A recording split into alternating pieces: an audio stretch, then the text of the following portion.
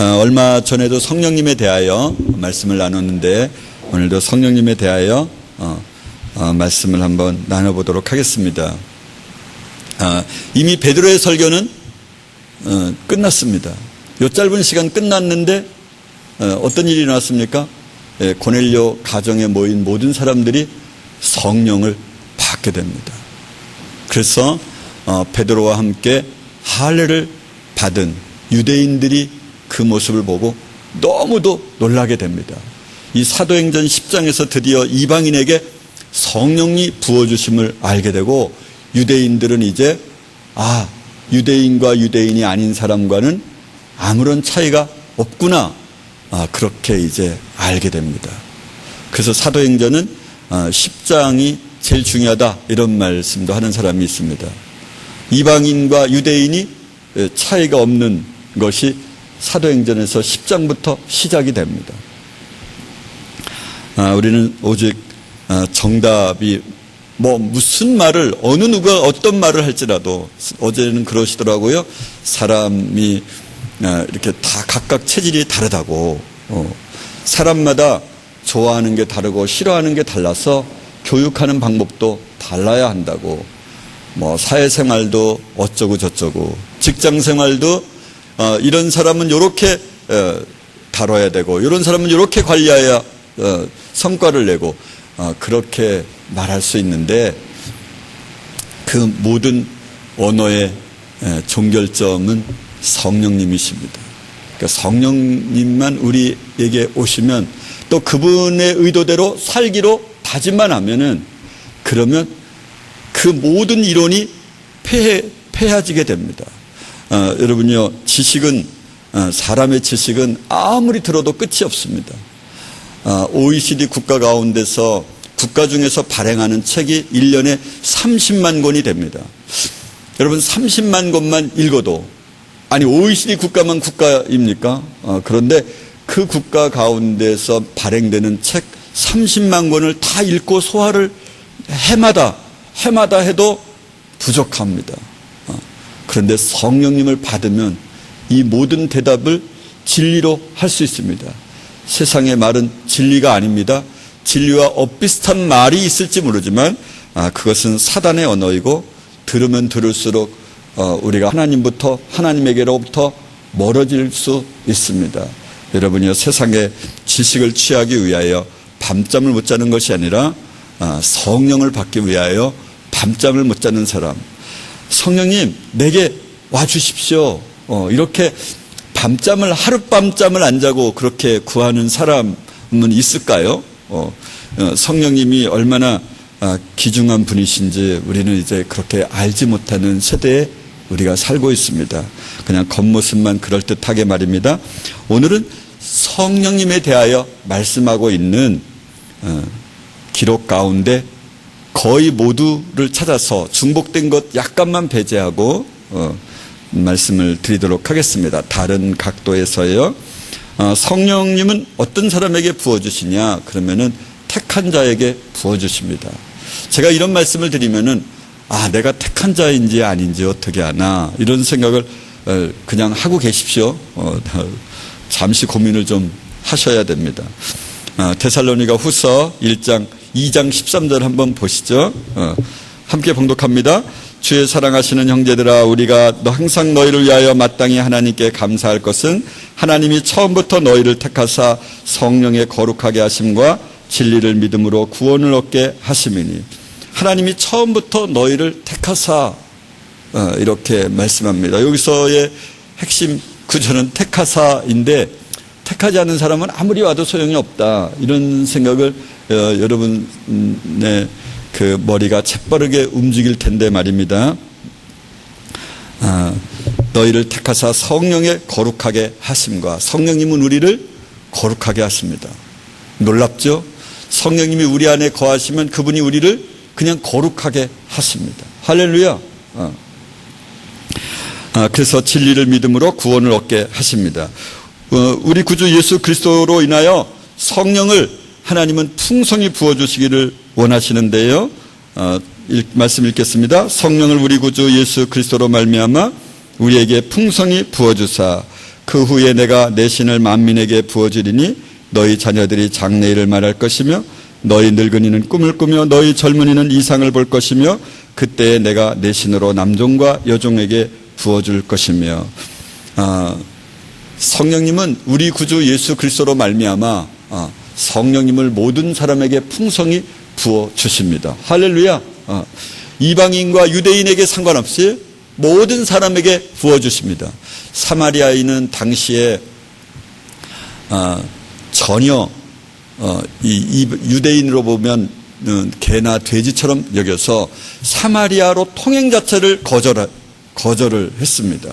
사마리아 인근 마을로 가는 것 자체를 부정하게 여겼던 사람들이었는데 사마리아에도 성령을 받는 놀라운 일이 일어납니다. 이방인들 가운데서도 찾지 않는 사람들에게 하나님께서 달려가셔서 그들에게 성령을 부어주십니다. 내가 택하였는가 택함 받았는가 이렇게 고민하시는 우리를 향하여 하나님께서는 이렇게도 말씀하십니다. 에스겔서입니다. 주 여호와의 말씀에 나의 삶을 두고 맹세하노니 나는 악인이 죽는 것을 기뻐하지 아니하고 악인이 그 길에서 돌이켜 떠나고 사는 것을 기뻐하노라. 이스라엘 족속아 돌이키고 돌이키라. 너희 악한 길에서 떠나라. 어찌 죽고자 하느냐 하셨다 하라. 여러분, 하나님의 말씀은 정반대되는 말씀이 많이 있습니다. 그래서 어느 한 가지 말씀만을 고집하여 그것을 금과 옥조로 삼으면 그렇게 해서 이단이 생겨나는 것입니다. 이단은 꼭 성경 말씀을 가지고 말하기 때문에 이단인지 아닌지를 알지 못합니다. 그렇지만 성경 말씀은 언제나 정반대의 말씀도 진실인데요. 육체의 사람이 보면 그것이 반대말이고 틀린 말이지만 하나님의 사람이 이 이야기를 듣고 읽으면 이 말은 언제나 진리입니다. 정반대말도 진리고 이쪽 말도 진리 말입니다. 오늘 말씀 가운데 택한 사람들은 성령에 거룩하게 하신다 이렇게 말씀하셨지만 누구든지 예수님은 언제나 말씀하시든지 할 때 누구든지 나의 이 말을 듣고 행하는 자는 누구든지 나를 따라오려 하는 자는 이렇게 말씀하심으로써 누구든지 여기에서 가로 열고 택하지 않은 자는 제외 이렇게 말씀하신 적이 없습니다. 그래서 나는 택하지 않은 자야 이렇게 말씀하시면 안 되고요. 여러분, 저와 여러분은 이곳에 있다는 것만으로도 택한 자에 해당이 됩니다. 그리고 항상 예수님이 첫 번째 말씀하셨던 산상수훈 가운데서도 뭐라 말씀하시냐면은 너희가 맹세하지 말라 하였다 하는 말을 너희가 들었으나 난 너희에게 이르노니 도무지 맹세하지 말라 이렇게 말씀하시는데 맹세하지 말라고 말씀하시는 성자 하나님이신 예수 그리스도께서 그렇게 말씀하셨음에도 불구하고 하나님이 뭐라 말씀하십니까? 내가 나의 삶을 두고 가리켜 맹세하노니 이건 무슨 말씀이냐면 우리의 언어로 말하면 내 목숨을 걸고 내가 말하노니 이 언어로 이렇게 표현하는 거거든요. 저희들도 어렸을 때 나 내 목을 걸고 맹세해 뭐 이런 말을 우리는 잘했는데 여러분은 자주 쓰는 용어인지 모르겠습니다. 그런데 이 말씀을 하시는 거예요. 난 내 목을 걸고 말하는 거거든.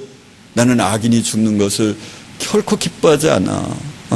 나는 악인이 그 길에서 돌이켜 사는 것을 기뻐한다. 할렐루야. 저와 여러분이요.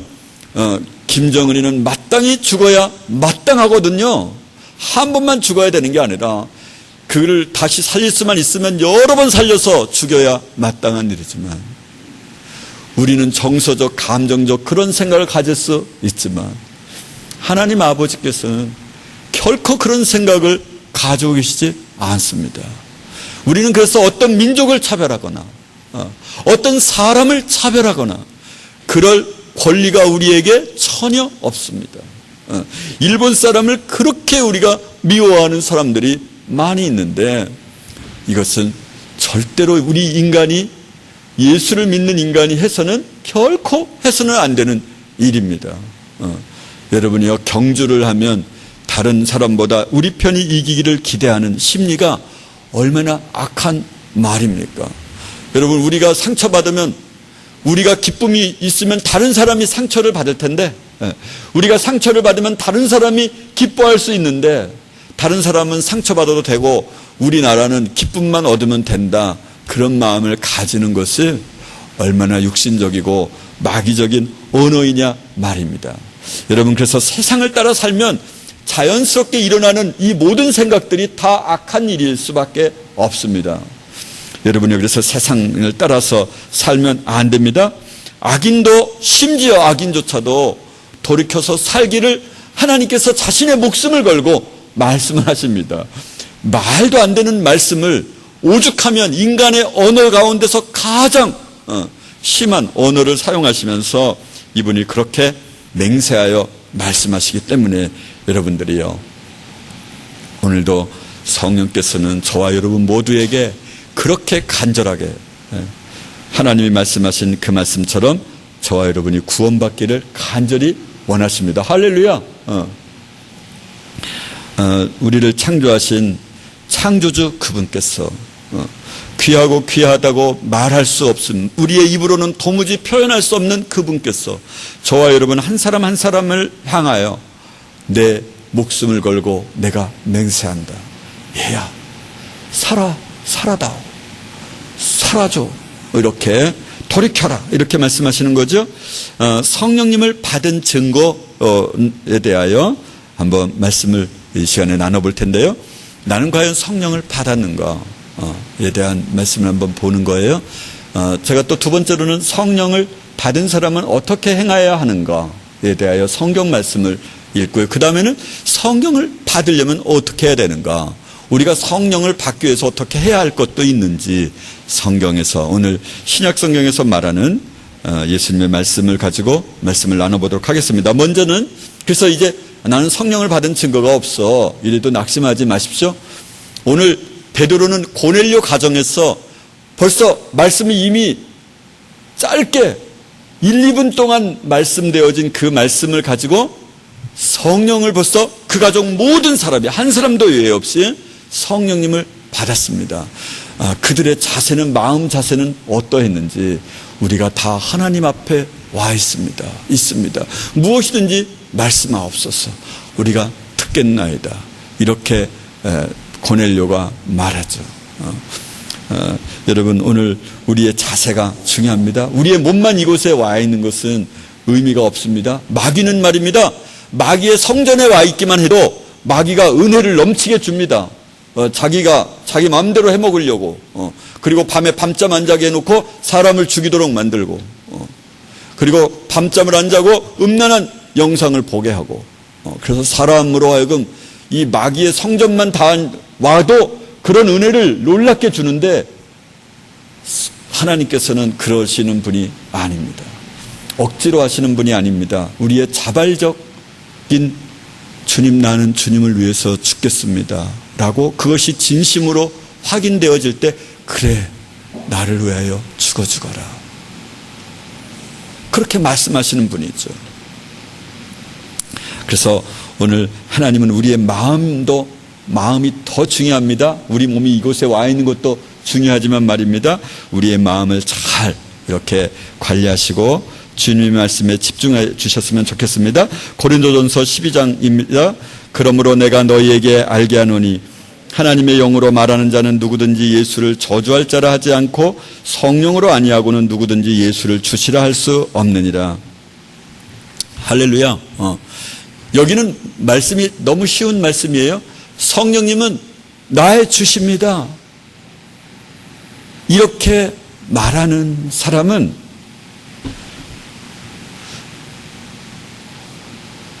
하나님의 영으로 말하는 거라는 거예요. 성령을 받은 사람이라는 거죠. 우리는 그렇게 수백 번을 외치는데도 성령님을 받은 것 같지 않지 않나요? 왜냐하면 그때 당시에는 예수님이 나의 구세주입니다, 이런 고백을 하면 자신의 목숨을 담보 삼아야만 합니다. 내놓아야만 하죠.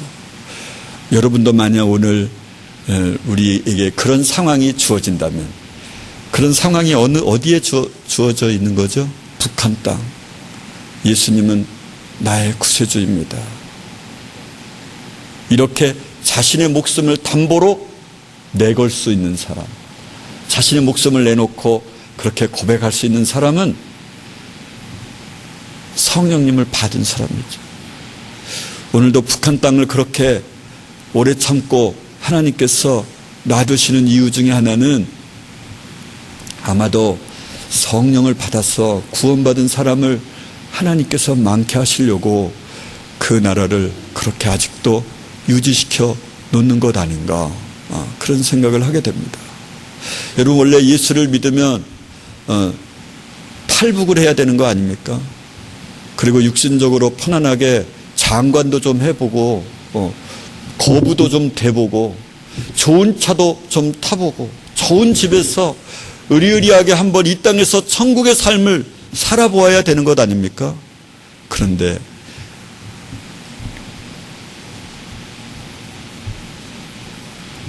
북한에 있는 성령을 받은 사람은 아예 탈북 자체를 거절한다는 거 아닙니까? 여러분, 그래서 오늘날 기도할 때 이 세상에서 삶을 위하고 자신이 출세하는 것을 기대하고 사람들 앞에 높이 세워지는 것을 기대하는 그런 기도는 들어주실 수가 없는 거죠. 그 길은 마귀의 길로, 영원한 멸망의 길로 인도하게 될 테니까 말입니다. 여러분이요, 베드로는 밤이 맞도록 고기를 잡지 못했지만 예수님의 말씀에 의지하여 고기를 잡았을 때 그 고기를 잡았던 고기와 배와 그물을 버려두고 예수님을 쫓았습니다. 하나님을 만난 사람은 이 세상에 있는 것을 싫어하고 이 세상에 있는 가치를 부정하며 오직 예수 그리스도를 따라갈 수밖에 없습니다. 예수를 믿으면서도 여전히 이 세상 것이 좋다고 그렇게 구하고 따라가는 사람은 실질적으로 그는 성령의 사람이 아닙니다. 오늘날 우리의 조국교회는 성령의 사람이 아닙니다. 방언을 말하게 하시는데요, 사도행전입니다. 저희가 다 성령의 충만함을 받고 성령이 말하게 하심을 따라 다른 방언으로 말하기를 시작하니라. 성령의 충만함을 받은 사람의 또 한 가지 특징 중에 하나는 한국말로 말하는 게 아니에요. 내가 영어를 배워서 영어로 기도한다 이런 뜻이 아니라 전혀 영어를 해보지 않았는데 영어로 말하는 거예요. 히브리어로 말하는 거예요. 일본어로 말하고 있는 거예요. 그래서 그때 둘러선 사람들이, 다른 이방 나라들이 많이 와 있는데 모든 사람들이 자기네 나라 언어로 말을 듣는 거예요. 아니, 또 어떤 사람들은 말을 전혀 못 알아듣는 말을 하니까 야, 얘들이 술이 취했다. 그 술 취한 사람의 행동과 비슷하거든요. 그런 사람이 하나 있었죠. 한나가 기도를 할 때 엘리 제사장이 뭐라고 말합니까? 네가 왜 성전에 와서 술이 취해가지고 왜 성전에 와 있느냐, 이렇게 말을 하죠. 그러니까 엘리는 그런 기도를 해본 적이 없는 사람인 거죠. 그렇죠? 그런데 오늘날 방언을 말하는 사람이 얼마나 많이 있습니까? 그런데 이 방언이 꼭 성령님께서 말하게 하심을 따라 말하는 방언일 수도 많지만 일반적으로 마귀의 방언을 하는 사람이 너무 많습니다. 근데 그런지 아닌지를 보려면 어떻게 보면 압니까? 그 사람의 삶의 열매를 보면 알 수 있습니다. 성령님은 우리를 위로하십니다. 여러분, 어떤 어려운 가운데 있어서도 내가 이 시간에 울어야 되는데, 이 시간에 통곡해야 되는데, 이 시간에 혼자서 잠 못 자고 있어야 되는데 성령께서 주시는 위로로 말미암아 우리가 삶을 기쁨으로 살아갈 수 있는데요. 함께 봉독합니다. 그리하여 온 유대와 갈릴리와 사마리아 교회가 평안하여 든든히 서가고 주를 경외함과 성령의 위로로 진행하여 수가 더 많아지니라. 성령님께서는 우리를 위로하십니다. 여러분, 마음이 간혹 무너질 때가 혹 있습니까? 성령의 사람은 그럴 가능성이 없지만 그런 날이 오지 않습니까? 그런 날이 오거든요. 하나님이 허락하시는 성령의 그 가슴 아픔이 올 때가, 밀려올 때가 있어요. 그럴 때 이렇게 고백하는 거예요. 성령님, 나에게 위로하여 주십시오. 이것을 두세 마디도 하지 않아서 나의 그 아픔, 무거움, 그냥 발목을 꽉 잡아서 내 영혼이 어쩔 줄 몰라 하는 그런 아픔, 이런 아픔들이 한순간에 쫙 사라집니다. 그래서 성령님을 그렇게 자주 찾기를 고대하시는 하나님의 의도이시기도 하신 것이죠. 여러분, 성령님은 우리를 위로하십니다. 또 성령님은 어떻게 하시냐면 말씀을 함께 봉독합니다. 그러하나 진리의 성령이 오시면 그가 너희를 모든 진리 가운데로 인도하시리니 그가 자의로 말하지 않고 오직 듣는 것을 말하시며 장래일을 너희에게 알리시리라. 진리의 성령이 오시면 이 성령의 수식어를 뭐로 달고 계시냐면 무엇입니까? 성령을 또 다른 언어로 진리의 성령, 이런 표현을 하시죠. 하나님의 말씀, 내 말이 영이요 생명이라, 이렇게 말씀하십니다. 그래서 성령의 사람은 말씀을 읽고 싶어서 어쩔 줄 몰라 합니다. 그 말씀을 읽고 싶어서 잠을 자다가도 일어나서 그 말씀을 다시 펴서 보고 그렇게 합니다. 여러분도 그러시는지 모르겠습니다. 진리의 성령이 오시면 진리 가운데로 우리를 인도하십니다. 말씀이 이해되지 않았던 말씀이 쭉 전체가 다 이해가 되기도 하고요. 세상을 바라보며 진리 가운데로 이 길이 걸어가고 있지 않다라는 것을 알게 됩니다. 그리고 장래일을 우리에게 알려주십니다. 이 성령의 사람은 요한계시록을 자주 읽게 됩니다. 요한계시록은 장래에 대하여 이야기하고 있는 거거든요. 그리고 현 세대를 바라보게 됩니다. 예수님의 재림을 고대하게 되는 것이죠. 또 성령님은 어떻게 하시냐면 이것은 그냥 내가 그냥 생각나는 거 아니야, 이렇게 하실지 모르지만 가르치시고 생각나게 하십니다. 함께 봉독합니다. 보혜사 곧 아버지께서 내 이름으로 보내실 성령, 그가 너희에게 모든 것을 가르치시고 내가 너희에게 말한 모든 것을 생각나게 하시리라. 할렐루야. 그러니까 갑자기 하나님의 말씀이 생각나요. 그런데 사람은, 여러분, 이 악한 것은 생각나는 게 많은데요, 이 말씀이 생각이 안 나요.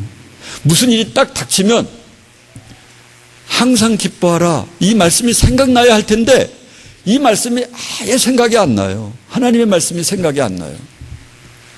어제 저녁을 먹는데 보니까 나는 이렇게 그런 기대를 했어요. 어제 침례식을 했으니까 밥을 먹으면서도 이 하나님 이야기를 하는 인간이 혹 있을까 하여 제가 옆에서 아무 말도 안 하고 보니까 이 된장이 어떻고 고추장이 어떻고 이건 너무 타서 못 먹어서 통키를 줘도 된다는 이런 얘기만 하시더라고요. 참 정말 실망이었습니다. 밥 먹을 때는 꼭 통키 얘기 나오고 탄 거 나오고 고추장이 나와야 됩니까? 강된장이 꼭 나와야 되겠습니까? 여러분, 생각나게 하십니다. 무슨 일이 일어날 때, 길을 걸어갈 때도 말씀이 생각나서 말씀으로 인하여 그렇게 내가 울게 되고 고통당하게 되고 내가 말씀대로 살지 못한 것이 그렇게 자신의 가슴을 찢게 되고 그렇게 하시는 것이죠. 얘야, 너 저 거린에게 가서 내가 가진 모든 것을 주어라. 내 사랑을 전해라. 이렇게 나에게 말씀하여 주십니다. 그냥 스칠 수가 없습니다. 왜냐하면 아무리 아까워도 스칠 수 없는 게, 스치고 나면 그 피해가 이름 말할 수 없습니다. 잠을 못 자고 밥을 못 먹고 그렇게 한두 번 경험해 보면 그냥 이렇게 주기 싫으면은 아예 집에 그냥 꼭 붙어 앉아가지고 성경책을 읽으시면 모를까. 하여튼 밖에 나가면 그런 것을 말씀하실 때 생각나게 해주시고 말씀하여 주십니다. 그것에 즉각적인 순종을 해야만 합니다. 할렐루야. 담대하게 성령을 받은 사람은 담대하게 말씀을 전합니다. 빌기를 다음에 모인 곳이 진동하더니 무리가 다 성령에 충만하여 담대히 하나님의 말씀을 전하니라. 여러분, 하나님의 말씀을 담대히 전하게 됩니다. 오늘 우리는 사실은 말씀을 담대히 전하지 못하는 이유 중에 하나가 그가 나와의 분위기를 깨뜨렸다고 그의 마음이 달라지면 어떡하나, 그가 나를 생각하기를 좀 광신자 아니야 이렇게 생각하면 어떡하나, 그 다음에 나를 안 대하면 어떡하나, 이런 두려움이 지금은 있는데, 그때 당시의 두려움은 무엇이었습니까? 얘가 말씀을 전해요, 예수를 이야기해요, 이렇게 고발하면 나의 집, 나의 재산, 나의 목숨까지라도 다 빼앗길 것을 기대하고 당연히, 그리고 이 말씀을 전하여야 되기 때문에 담대히 전할 수가 없죠. 잠깐 와봐봐, 주원아. 그리고 화장실로 끌고 들어가가지고 왜 너만 들어, 뭐 이렇게 해야 되지 않겠습니까? 정말 하더라도 그렇게 안 하는 거, 그냥 담대하게, 그냥 성경책을 그냥 막 나눠주는 거죠.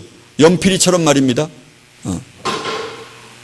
그래서 그 성경책 나눠준 것 때문에 그렇게 14살짜리가 손톱이 하나하나 뽑히고, 그럴 때마다 예수는 그리스도라고 고백하며 예수는 나의 왕이라고 고백하면서 순교하는 것처럼 말입니다. 담대해지게 됩니다. 어느 날 니고데모에게 니고데모가 예수님을 찾아왔습니다. 선생인 니고데모, 이스라엘의 선생인 사람, 관원인 그 공의의 의원인 사람이 찾아왔습니다. 찾아와서 예수 선생님이요, 어떻게 하면 구원을 얻을 수 있습니까? 그랬더니 물과 성령으로 거듭나야 한다. 그랬더니 나같이 이렇게 늙어도 어머니 모태에 다시 들어갔다 나올 수가 있습니까? 그랬더니 네가 어떻게 이스라엘 선생으로서 내가 거듭나야 하겠다는 말을 이해를 못하는가 말씀하시면서 말씀을 하시는데, 이 말씀도 도무지 이해가 안 되는 말씀을 하십니다. 얘야, 바람이 임의로 자기가 불고 싶은 대로 막 불고 소리는 나는데 그게 어디서 왔으며 어디로 가는지 알지 못하는 것처럼 성령으로 난 사람도 이와 같으니라. 더 어려운 말을 하십니다.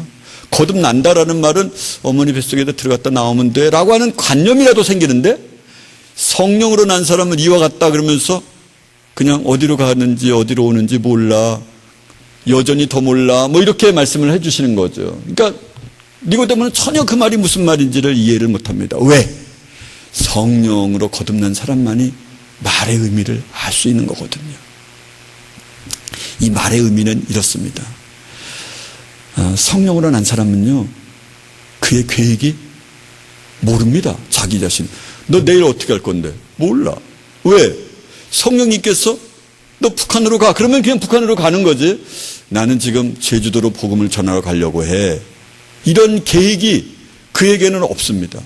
내가 어디로 왔다가 어디로 가는지 그냥 성령께서 그때그때 지시해 주시는 대로, 돈이 얼마가 있을 것인지, 돈을 어떻게 찾아야 할 것인지 말할 것인지, 돈을 누굴 줘야 될 것인지 말아야 될 것인지, 어떤 선교사를 후원하고 안 할 것인지. 사람은 그런 약속받기를 좋아하는데, 어제도 다임 목사님하고 말씀을 나눴는데, 선교사에게 우리는 그렇게 하고 싶지 않습니까? 북한으로 간 선교사, 그분이 우리가 다시 후원할 수 있을지는 퀘스천인데 아닐 가능성이 많아요. 왜냐하면 못 올 수 있으니까, 못 올 확률이 많을 테니까 말입니다.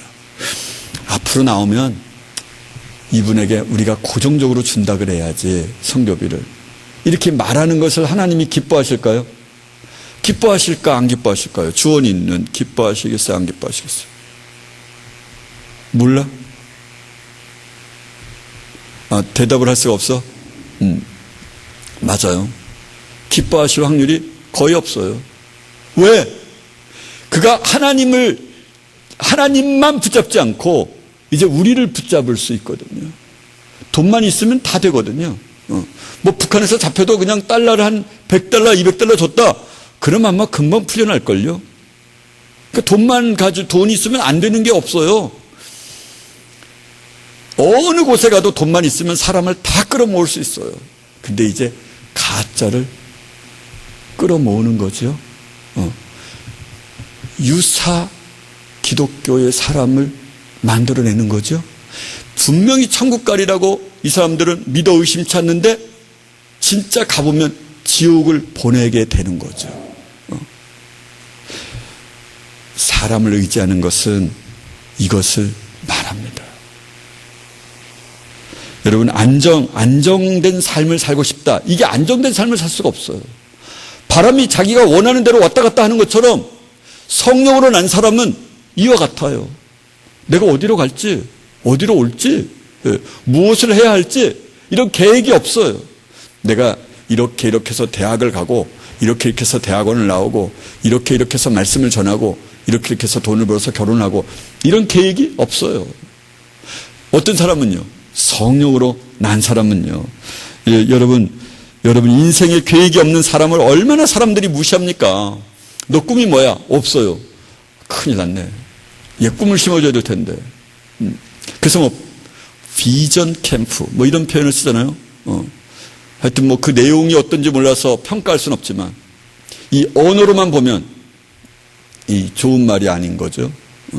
사용해서는 안 되는 말을 굳이 사용하면서 그렇게 더 좋은 이야기를 하려고 하는지는 모르겠지만 말입니다. 여기서 물과 성령으로 나지 아니하면 이라고 하는 물이라고 하는 말은 침례를 말하거든요. 예수께서는 물과 피로 오셨다. 이 말이 뭐냐면 침례의 물과 죽음의 피, 이것을 말하거든요. 이 성경에 보면 원어 성경에 보면 그렇게 나와 있어요. 우리는 물과 피로 예수께서 우리에게 임하셨고, 이 표현이 침례의 물과 죽음의 피로 임하셨고 이렇게 나와요. 그러니까 예수님이 죽으셨던 거죠. 피를 말하면, 물은 뭘 말하냐면 우리가 죽는 걸 말해요. 여러분, 우리의 육체가 죽어서 다시는 죄의 종이 될 수가 없어요. 왜? 우리가 죽었기 때문에. 육신의 몸이 죽어서요. 어느 때? 세례를 받을 때, 물 세례를 받을 때예요. 이게 죽음의 폐예요. 이 세상에서 우리 인간에게 부여해 준 의식 두 가지가 있는데, 가장 중요한 의식 두 가지가 있는데 그게 침례식이고요. 두 번째가 성찬식이에요.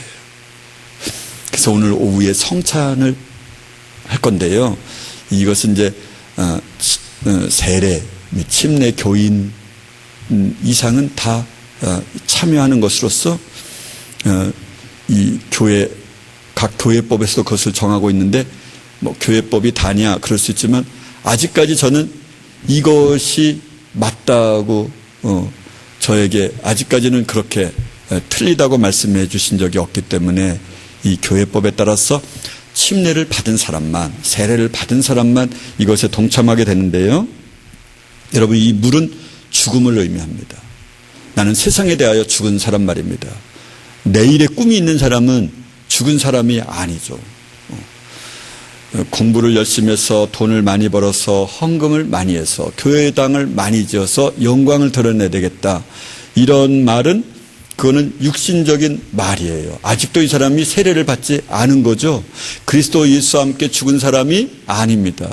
설령 교회당을 짓는 것을 하나님이 기뻐하실 리는 없지만, 기뻐하신다고 하더라도 교회당을 짓는다, 앞으로 내가 많이 짓기 위해서 사업을 열심히 해야지, 이렇게 생각하는 것은, 그것은 성령의 사람이 아니고 육신적으로 죽은 사람이 아닙니다. 나를 믿는 자는 그 배에서 생수의 강이 흘러 넘치리라. 예수님께서 말씀하셨는데요. 한번 말씀 보겠습니다. 명절 끝날 곧 큰 날에 예수께서 서서 외쳐 가라사대 누구든지 목마르거든 내게로 와서 마시라. 나를 믿는 자는 성경의 이름과 같이 그 배에서 생수의 강이 흘러나리라 하시니, 이는 그를 믿는 자의 받을 성령을 가리켜 말씀하신 것이라. 예수께서 아직 영광을 받지 못하신 고로 성령이 아직 저희에게 계시지 아니하시더라. 성령을 받은 사람은요, 생수의 강이 흘러넘치리라. 생수의 강이 뭐야? 생수의 강이 흐른다는 것은 다른 사람에게 생명을 준다는 거 아니에요. 이 말씀은 성령을 받은 사람은 다른 사람에게 생명을 줍니다. 이 세상 지식을 받은 사람은 다른 사람에게 뭘 줄까요? 세상을 살아가는 세상 경영을 잘하는 세상의 부유함을 줄 수 있겠죠. 세상의 지식이 많은 사람은요. 근데 성령의 사람은 사람에게 생명을 줍니다. 그래서 말입니다. 복음과 함께 빵이 가면 그거는 우리나라와 같은 같이 만드는 겁니다. 예수를 믿지 않으면서도 예수를 믿는 사람인 것처럼 착각하도록 만듭니다. 복음이 빵과 함께 가면요. 내가 빵 때문에 오는 거야, 복음 때문에 오는 거야를 헷갈리게 만들므로써 빵이 주는 이익 따라 가면서도 속으로는 내가 이러면 안 되지, 난 복음 때문에 가는 거야, 그렇게 스스로 양심을 희석시키면서 그러면서 우리나라 이 남한 성도와 같이 만드는 거죠. 남한 성도 같은 사람, 가짜 성도를 만들게 됩니다. 그래서 복음은 빵과 함께 가면 절대 안 되는 거죠. 그래서 우리는 우리 안에 넘치는 생수의 강, 이 물을 마시면 누구든지 살아나는 성령의 사람이 전도해야만 합니다. 성령의 사람이 전도하지 않으면 전도의 의미가 없습니다. 두 가지를 볼 수 있는데, 첫째는 예수님께서 부활하신 후에 너희가 예루살렘을 떠나지 말고 기도하여라. 몇 날이 못 되어 너희가 성령을 받을 것이다. 그러면 온 유대와 예루살렘과 사마리아 땅끝까지 이르러 내 증인이 되라. 그러니까 증인이 먼저 말씀을 전해. 그러면 성령이 임할 거야. 이렇게 말씀하지 않으시고 성령을 받기 전에는 한 걸음도 움직이지 마. 이렇게 말씀하시는 거죠. 그러니까 전도를 하면 성령을 받는 게 아닙니다. 근데 성령을 받은, 성령의 충만함을 받았던 바울은 뭐라고 또 말합니까? 전도를 하면서 내가 다른 사람에게 복음을 전파한 후에 자기가 도리어 버림을 당할까봐 내가 날마다 내 몸을 쳐 나를 복종케 한다. 이렇게도 말씀하셨습니다. 그러니까 정반대와 같은 말씀들을 계속하시죠. 성령의 거룩하게 하심이라고 말해놓고도 너는 예언을 멸시치 말고 모든 악을 다 버려라. 이렇게 끊임없이 우리가 해야 할 것을 또 한편으로 말씀하십니다. 데살로니가 전서 보시죠. 너희는 많은 환난 가운데서 성령의 기쁨으로 도를 받아 우리와 주를 본받는 자가 되었으니, 성령님은 우리를 기쁨이 충만하게 합니다. 로마서입니다. 하나님의 나라는 먹는 것과 마시는 것이 아니요 오직 성령 안에서 의와 평강과 희락이라. 성령의 사람은 이 평강이 어떤 세상의 어떤 환경도 깨트릴 수 없는 그런 놀라운 평강을 우리 안에 심어주십니다. 내가 이런 사람이 아닌데 상상할 수 없는 그런 평강을 우리 가운데 부어주신다는 말씀입니다. 성령님은 우리를 거룩하게 하시는데요, 늘 보았던 말씀이지만 함께 로마서부터 베드로전서까지 쭉 함께 읽겠습니다. 마음을 한번 잘 생각하시면서, 이 은혜는 곧 따로 이방인을 위하여 그리스도 예수의 일꾼이 되어 하나님의 복음의 제사장 직무를 하게 하사 이방인을 제물로 드리는 그것이 성령 안에서 거룩하게 되어 받은 심직하게 하려 하심이니라. 우리를 구원하시되 우리의 행한 바 의로운 행위로 말미암지 아니하고 오직 그의 긍휼하심을 쫓아 중생의 시침과 성령의 새롭게 하심으로 하셨나니. 성령님은 우리를 새롭게 하십니다. 곧 하나님 아버지의 미리 하심을 따라 성령의 거룩하게 하심으로 순종함과 예수 그리스도의 핏부림을 얻기 위하여 택하심을 입은 자들에게 편지하노니 은혜와 평강이 너희에게 더욱 많을지어다. 성령의 거룩하게 하심으로 순종함과 성령의 거룩하게 하심은 우리를 어떤 사람으로 만드냐? 그러면 순종의 사람으로 만들어 놓습니다. 성령의 사람은 열매가 있습니다. 오직 성령의 열매는 사랑과 희락과 화평과 오래 참음과 자비와 양성과 충성과 온유와 절제니 이 같은 것을 금지할 법이 없느니라. 그리스도 예수의 사람들은 육체와 함께 그 정과 욕심을 십자가에 못 박았느니라. 할렐루야. 성령의 사람은 성령의 열매를 맺게 됩니다. 육체와 함께 그 정과 욕심을 십자가에 못 박았다.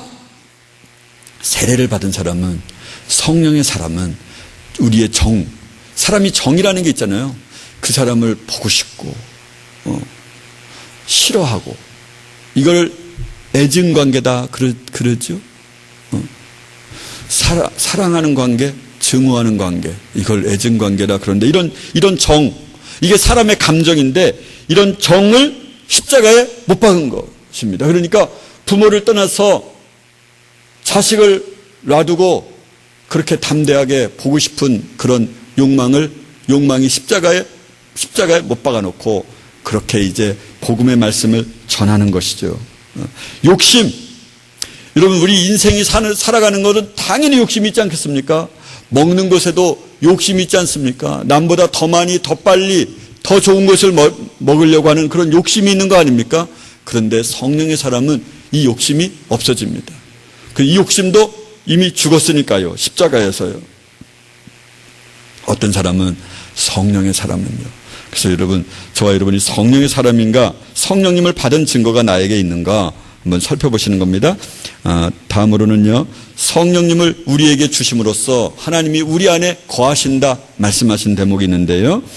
그의 성령을 우리에게 주심으로 우리가 그 안에 거하고 그가 우리 안에 거하시는 줄을 아느니라. 그러니까 하나님의 성령을 우리에게 주심으로 하나님이 우리 안에 거하시고 우리가 하나님의 거하시는 것을 우리가 안다는 거예요. 그게 자신이 아는 거예요. 내가 하나님 안에 있다는 것과 하나님이 내 안에 계시다라는 것을 알게 돼요. 자기에게 알려주세요. 성령이 우리 영에게 우리가 하나님의 자녀라고 하는 것을 말씀하시는 또 다른 대목이 있는데요. 성령이 친히 우리 영으로 더불어 우리가 하나님의 자녀인 것을 증거하시나니 내가 그리스도 안에서 참말을 하고 거짓말을 아니하노라. 내게 큰 근심이 있는 것과 마음에 그치지 않는 고통이 있는 것을 내 양심이 성령 안에서 나로 더불어 증거하노니. 그러니까 성령께서 맞아, 너는 나의 자녀야, 이렇게 말씀하신다는 거예요. 성령을 받은 사람은 은사가 있는데요. 이 은사를 모두 받은 사람이 있는 게 아니라 각각 나눠주세요. 예수님이 한 몸이시고 지체가 여러 개가 있어요. 지체가 뭐냐면 이 손가락 하나하나, 우리 눈 양쪽, 코, 입, 귀, 이런 다리, 이런 지체가, 이걸 지체라고 말하거든요. 그러니까 우리 몸 여기만 이렇게 아주 몸뚱아리만 딱 있는 거면 안 되잖아요. 그렇죠? 이런 지체가 많은 것처럼 성령께서는 각 사람에게 한 가지를 주십니다. 음식을 잘하고 그거 하는 것을 기뻐하는 사람, 하여튼 이런 사람 저런 사람, 말씀을 전하기를 기뻐하고 즐겨하는 사람, 말씀을 잘 깨닫고 말씀을 묵상하기를 기뻐하는 사람, 믿음의 사람, 이런 식으로 다 각각 은사를 주시는데, 은사에 대한 말씀을 한번 나눠보겠습니다. 어떤 얘기는 성령으로 말미암아 지혜의 말씀을, 어떤 얘기는 같은 성령을 따라 지식의 말씀을, 다른 얘기는 같은 성령으로 믿음을, 어떤 얘기는 한 성령으로 병 고치는 은사를, 어떤 얘기는 능력 행함을, 어떤 얘기는 예언함을, 어떤 얘기는 영들 분별함을, 다른 이에게는 각종 방언 말함을, 어떤 이에게는 방언들 통역함을 주시나니 이 모든 일은 같은 성령이 행하사 그 뜻대로 각 사람에게 나눠주시느니라. 몸은 하나인데 많은 지체가 있고 몸의 지체가 많으나 한 몸인 것과 같이 그리스도도 그러하니라. 우리가 유대인이나 헬라인이나 종이나 자유자나 다 한 성령으로 세례를 받아 한 몸이 되었고 또 한 성령을 마시게 하셨느니라. 한 성령으로 세례를 받아 한 몸이 되었고 예수 그리스도 안에서 우리가 한 몸이 되었습니다. 그래서 사람들을 만나게 되면 그가 한 몸이기 때문에 그를 소홀히 여길 수가 없는 거예요. 비방하거나 그의 외모로 사람을 평가하는 게 아니란 말입니다. 이렇게 여러분들도 방언을 말하고 방언을 통역하고 예언하고 그런 은사가 여러분에게 있으시죠.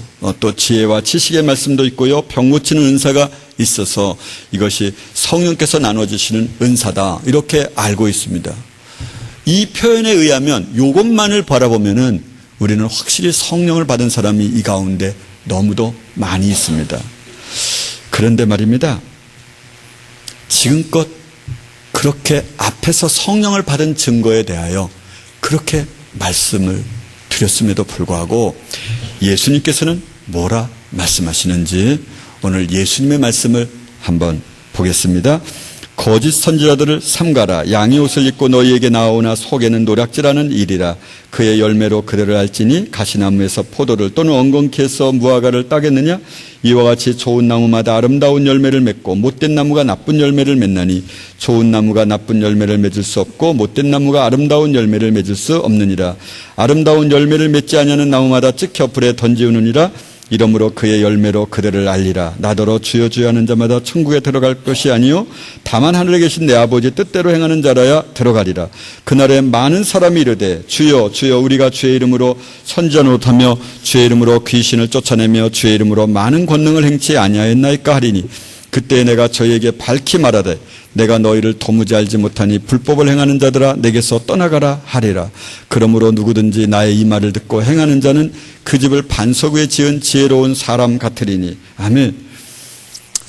선지자, 거짓 선지자가 하나 있는데요. 거짓 선지자는 형식으로는 알아볼 수 없어요. 방언을 말하고 방언을 통변을 하고 지혜의 말씀을 전하고 그리고 병 고치는 은사를 받고 각종 능력 행함을 받았던 그런 거짓 선지자와 참 선지자가 동일하게 여기에 있는 거예요. 그런데 예수님께서는 뭐라고 말씀하시냐면 열매를 보고 알아라 그렇게 말씀하세요. 주의 이름으로 귀신을 쫓아내며 주의 이름으로 많은 권능을 행하고 주의 이름으로 선지자 노릇을 했습니다. 오늘날로 말하면 장로, 목사에 해당하는 직책일 거라 생각됩니다. 굳이 이 선지자를 비유로 말한다면 말입니다. 그럴지 어떨지 모르겠지만 오늘날로 말하면 뭐 교회 안 다닌 사람을 선지자라고 이렇게 말할 수는 없지 않겠습니까? 그렇지요? 그렇다면 선지자조차도 이런 능력 행하고 귀신을 쫓아내고 선지자라고 하는 사람조차도 말씀대로 행하지 아니하면 그가 영원한 지옥불을 들어가게 되는데 그가 지혜가 얼마나 많이 있겠어요. 남보다 더 말씀을 잘 전하니까 목사로 안수를 받았을 거 아니겠습니까? 그가 그 가운데서 능력 행함이 있었으니까 성도들이 모였을 거 아니겠습니까? 그가 할 때는 어떤 구석이든지 그에게 좋게 보이는 하나님의 은사가 있어서 왔지 않았겠냐 이거예요. 그런데 거짓 선지자도 이와 같고 참 선지자도 이와 같은데 그를 어떻게 분별하면 되냐? 아름다운 열매를 맺혀야 된다는 거예요. 이 열매는 오늘 이 은사를 말하는 게 아니라 오늘 여기서 말하는 능력 행함을 귀신을 쫓아내는 그 은사를 말하는 게 아니라 이 열매는 무슨 열매를 말하냐?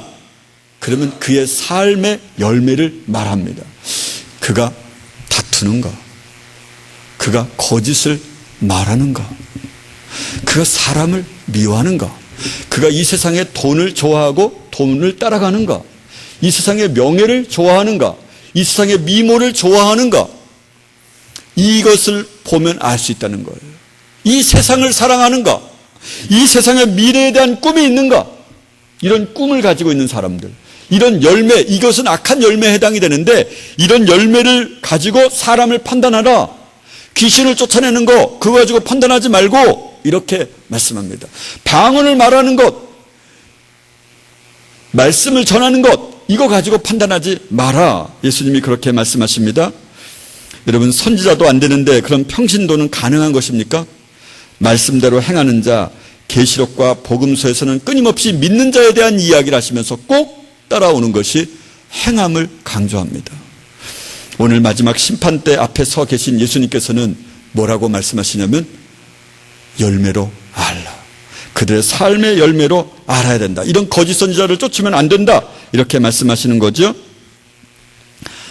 성령이 없는 자, 성령을 받은 자가 해서는 안 되는 일, 이 일은 잠시 접어놓고요. 그럼 어떻게 하면 성령님이 오시는가? 이제 지금까지는 전혀 긴장을 하지 않으셔도 되는데 지금 이 짧은 시간 동안에는 여러분 꼭 긴장해서 이 말씀을 들으시기를 바랍니다. 어떻게 하면 성령이 오시는가? 어떻게 하면이라고 말하는 것이 사실은 이 언어가 적절치 않은데요. 첫째는 택함 받은 자라 그렇게 말씀하셨죠. 그런데 하나님은 어떤 악인이라도 돌이켜 회개하기를 기뻐하신다.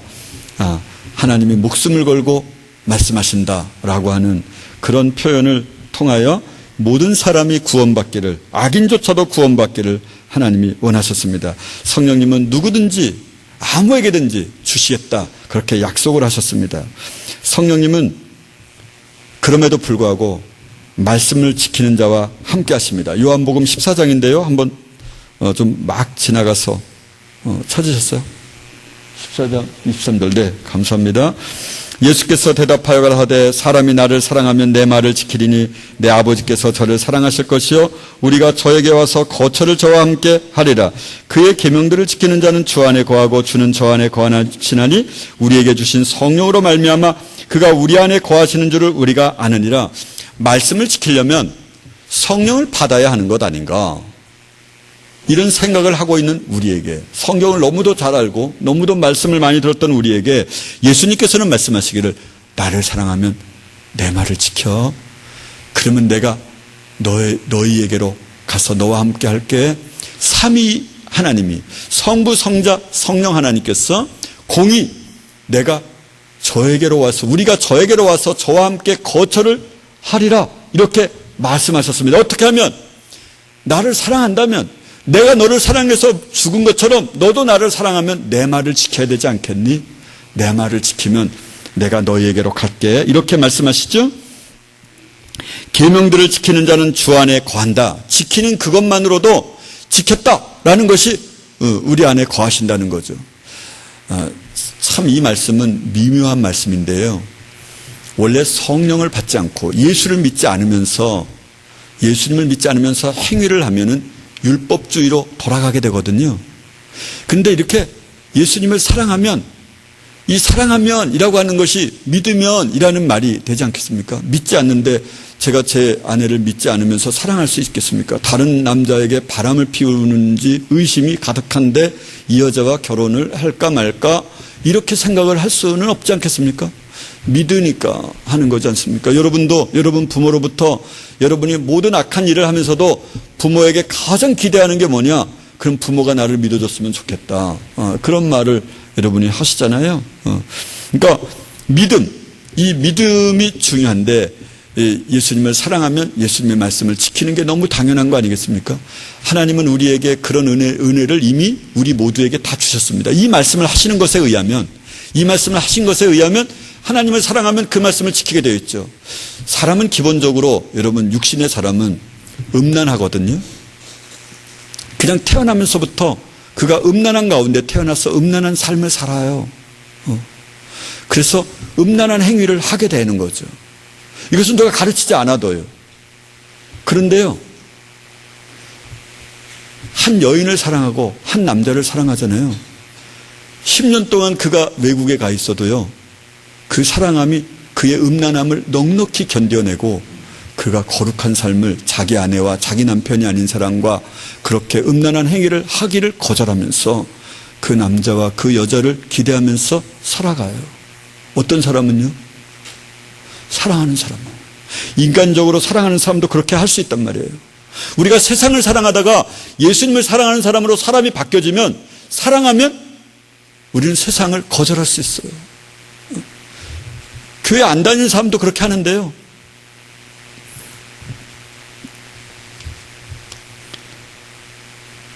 구하는 자에게 하나님 아버지께서 성령을 주십니다. 구하는 자에게요. 너희가 악할지라도 좋은 것을 자식에게 줄 줄 알거든 하물며 너희 천부께서 구하는 자에게 성령을 주시지 않겠느냐 하시니라. 우리가 구하지 않아서예요. 그냥 지나가다 그냥 한번 슬쩍 구하는 거죠. 하루에 한 번 기도 시간에 성령님 주십시오, 이렇게 그냥 한 번 구할 뿐이죠. 그게 좋은 게 아닌 거죠. 너무 좋은 건 아닌 거예요. 여러분, 결혼하려고 해도요, 보통의 노력을 가지고는 못해요. 근데 그 노력이 자연스럽게 돼요. 그를 향한 헌신과 사랑이 자연스러운 행위로 발로가 일어나요. 그런 일들이요. 엄청나게 수고하고 엄청나게 필요할 텐데, 그런데 그것을 필요로 여겨지지 아니하고 그 사랑하는 일이, 사랑하는 행동이 그게 기쁨이 되고 오히려 피곤함이 사라지게 만들어요. 그런데 우리가 구하지 않은 거죠. 한 여인을, 한 남자를 그렇게 구하는데도 많은 시간이 필요하고요. 그리고 엄청난 열정이 필요해요. 그게 당연한 열정일 텐데도 말입니다. 우리는 그러니까 그런 열정이 없는 건 아닌가, 자기 자신을 되돌아보셔야 돼요. 순종하는 자에게 성령님을 우리에게 주시는데요, 우리는 이 일의 증인이요 하나님이 자기를 순종하는 사람들에게 주신 성령도 그러하니라. 성령은 순종하는 사람에게 주세요. 회개하고 예수 그리스도의 이름으로 세례를 받으면 성령을 선물로 주시는데요, 함께 봉독합니다. 베드로가 가로되 너희가 회개하여 각각 예수 그리스도 이름으로 세례를 받고 죄 사함을 얻으라. 그리하면 성령을 선물로 받으리니.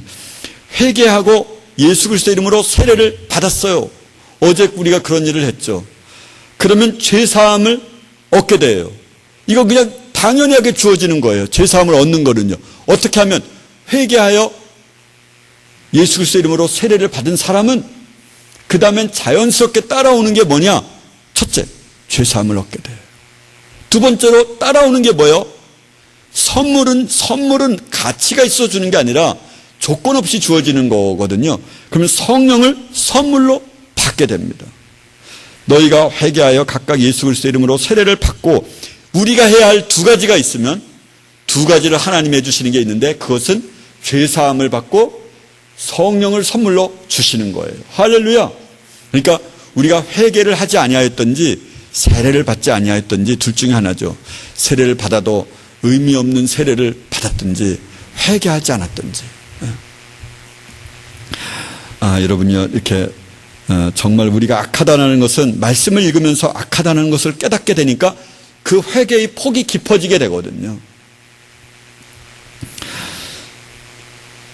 오늘 고넬료 가정의 특징이 있습니다. 이 고넬료 가정의 특징에 대한 말씀을 잠깐 나누고 말씀을 마치도록 하겠습니다. 오늘 사도행전 10장 29절에서 45절을 보시면은 29절에서 33절까지는 한번 33절 좀 더 해보세요. 33절까지는 누구 얘기에 의해서 있냐면 고넬료의 이야기예요. 30절에서 33절은 고넬료 이야기를 한번 우리 함께 봉독해 봅니다. 30절에서 33절이요. 고넬료가 가로되 나흘 전 이맘때까지 내 집에서 제9시 기도를 하는데 호련히 한 사람이 빛난 옷을 입고 내 앞에 서서 말하되 고넬료야, 하나님이 내 기도를 들으시고 내 구제를 기억하셨으니 사람을 요바에 보내어 베드로라 하는 시몬을 청하라.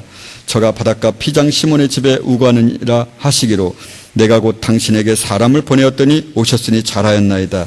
이제 우리는 주께서 당신에게 명하신 모든 것을 듣고자 하여 다 하나님 앞에 있나이다.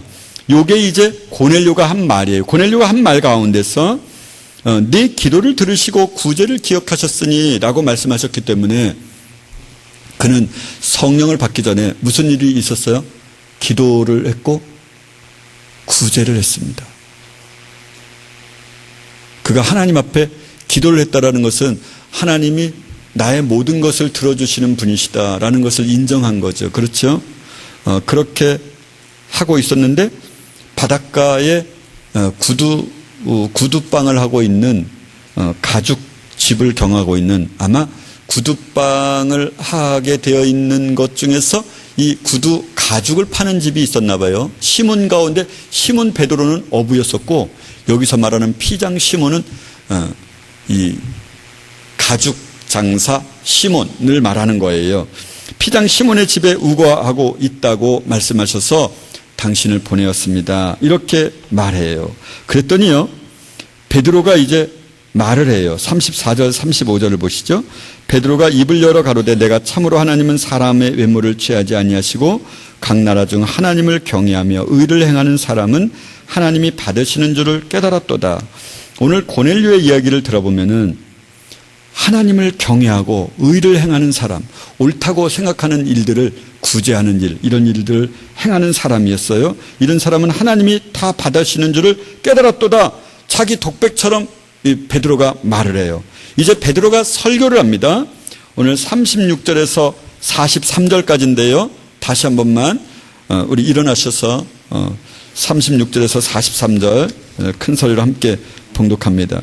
이것이 고넬료 가정에 이제 베드로가 말씀을 전하고 있었는데, 이 말씀을 전할 때 성령께서 오셨습니다. 함께 봉독합니다.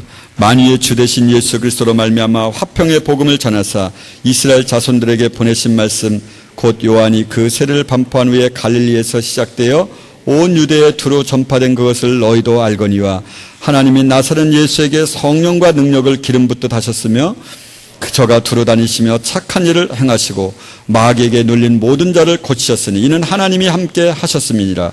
우리는 유대인의 땅과 예루살렘에서 그의 행하신 모든 일의 증인이라. 그를 저희가 나무에 달아 죽였으나 하나님이 사흘 만에 다시 살리사 나타내시되 모든 백성에게 하신 것이 아니요 미리 택하신 증인 곧 죽은 자 가운데서 일어나신 후 모시고 음식을 먹은 우리에게 하신 것이라.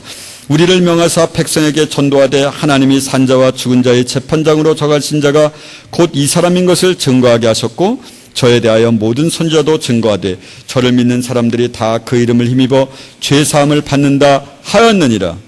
베드로가 이 말할 때 성령이 말씀 듣는 모든 사람에게 내려오시니 베드로와 함께 온 할례 받은 신자들이 이방인들에게도 성령 부어 주심을 인하여 놀라니 이렇게 말씀하고 있습니다. 여러분들이요, 오늘 이 짧은 구절 가운데 성령님이 임하셨습니다. 그런데 이 고넬료의 마음의 자세는 무엇이었습니까? 주께서 당신에게 명하신 모든 것을 듣고자 하여 다 하나님 앞에 있나이다. 우리가 말씀을 들을 때 기대하면서 와야 됩니다. 하나님이 오늘 사람의 입술을 통하여 어떻게 말씀하실까? 이것을 기대하고 고대하면서 우리가 하나님 앞에 있습니다. 이렇게 고대를 하면서 이렇게 오면 설교할 때 성령께서 그는 아직도 이 세례를 받지도 않았죠. 그렇죠? 정 거꾸로 된 일이 일어나요. 그리고 난 다음에 세례를 부어줘요. 우리가 성령을 받았는데 어떻게 세례를 금할 수 있겠냐 이렇게 말을 해요. 세례가 나중에 되죠. 늘 이야기하기는 회개의 세례를 먼저 전파하러 요한을 먼저 보내셨던 그 하나님께서 이 고넬료 가정을 전도할 때는 거꾸로의 일이 일어나요. 전혀 순서가 달라졌어요. 회개를 먼저 하고 세례를 받고 성령을 받는 게 아니라 성령을 먼저 받고 나중에 세례를 베푼 그런 사람이 되었죠. 그런데 이 사람은 어땠느냐? 그러면 늘 기도했습니다. 그리고 자기가 늘 구제를 하고 예수님에게 자기 부하 한 사람을 고치기 위하여 찾아갔죠. 백부장에게요. 백부장이요. 그랬더니 백부장이 내가 너네 집에 갈게. 그랬더니 뭐라고 말씀하십니까? 오실 필요는 없으십니다. 저도 명령을 하면 다 말로만 해도 되는데 예수님 말씀만 해 주십시오.